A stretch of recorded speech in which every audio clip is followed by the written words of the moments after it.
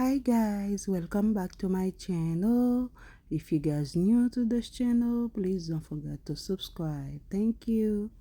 Moi vle di bienvenue sur channel moi. Si nouveau sur channel ça, pas oublier ba nou abonner, on like, partager et share vidéo. So today guys, I'm going to show you how to make Haitian sauce turkey. Okay, how to use the wing turkey to make sauce. Okay, it's like a ragu sauce. So jodi a nou pral fon ti sauce ragu avec viande turkey qui c'est koden et puis n'a utiliser zel koden.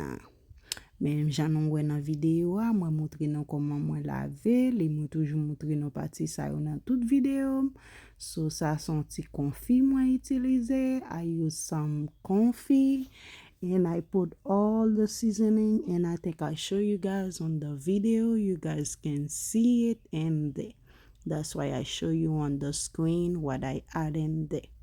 Ok, moi montre nou tout ça moi mette la dan yo parce que moi vle pour nou capable ouais si moi pas gen temps expliquer li et puis nou ka gen temps ouais ça moi ajouter. Ok famille yo. Vle di ak tout moun ki gade vidéo ça, sou reme vidéo a, pa oublier famille yo ba nou an like, on abonner et puis share vidéo a. Lo share vidéo a ou supporter manger pays, ou supporter manger haïtien et ou aider nous grandir en même temps. So I want to say thank you to everyone that support me, but please don't forget to subscribe, like and share the video. Because when you share the video, you support Asian food, you support food, anybody that like to cook food. So when you do that, you support me too, and I want to say thank you for that. So please guys, help me grow, share the video and give me a like and leave a comment for me please. Quitte un petit commentaire pour nous si nous aimons vidéo. Regardez bon ti viande salée m'a montré non comment pour nous faire ti manger non ti manger haïtien ti viande salée. Okay, so I'm showing you guys how to use the salted pig, how to make beautiful fried rice, okay?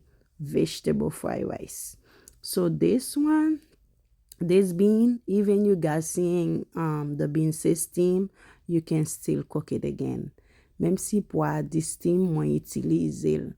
So m'te besoin poa mêler, on poa qui te gen tout ti mêler yo la dan, c'est seulement poa ça qui te gen, ça qui te di steam nan, moi obligé prendre, moi mettre la dan. C'est ça que fait même s'il fait li di steam, moi toujours utiliser même poa. OK? So moi mêler li fait même travail là, parce que même si on dou li cuit, li manque cuit pour moi. So yeah, like I said, you can still use the bean again, even if it's still steam, we can still using it. So I make that fried rice. I don't add any red stuff on it. Moi pas mette bagay rouge like tomate, pas tomate qui pour le faire rouge. Moi te besoin blanche. Même j'en compte manger ti pour Congo Haïti, ti du après Congo blanche. Ba goût. Ouais, moi pose aux gens ti du ça de goût famille yo. Guys, ay. So the rice was so good, guys. Talking about it make me feel like, oh, you know how I eat it? I hold the rice in my hand and start squeezing it and throw it into my mouth. That's what I do. And then I start drinking the sauce, eat the meat. That's what I do. I always enjoy it, guys. Ti gratin, c'est comme ça manger du riz, me peser du riz dans bouche moi et puis m'a voy. M'a peser nan même pour manger un bon du riz après Congo Haïti.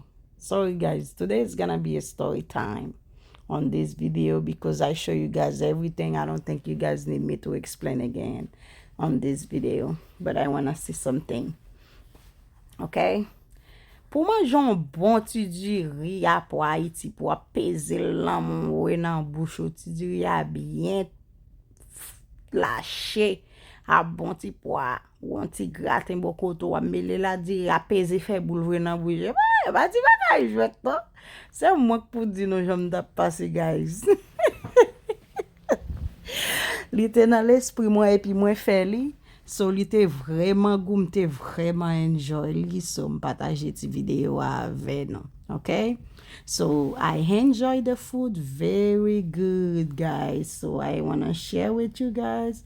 That's why I share the video with you to show you guys how you can do it. It's not all the time you have to do your bean, your rice red, put all those red stuff on it.